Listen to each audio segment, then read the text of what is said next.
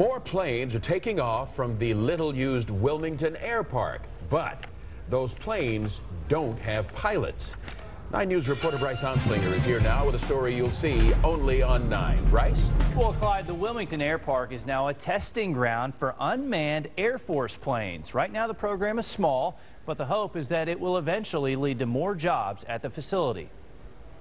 If you live near the Wilmington Air Park, you might have noticed what appear to be toy planes flying through the sky.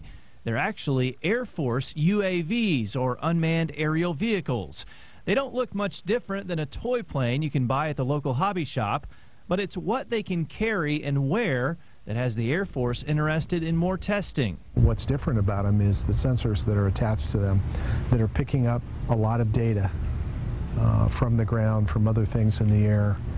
And it's that data that they're really interested in. The Air Park approached the Air Force 2 years ago about testing UAVs in Wilmington. The FAA recently approved the Air Force to fly 5 UAVs from the airport.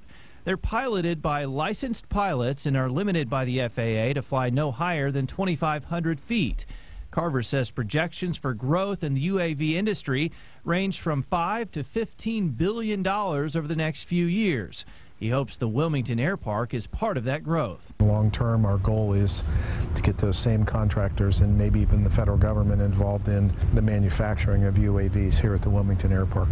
The air park and the community were devastated when DHL announced it was cutting thousands of jobs in 2008. At its peak, DHL employed 9,000 people.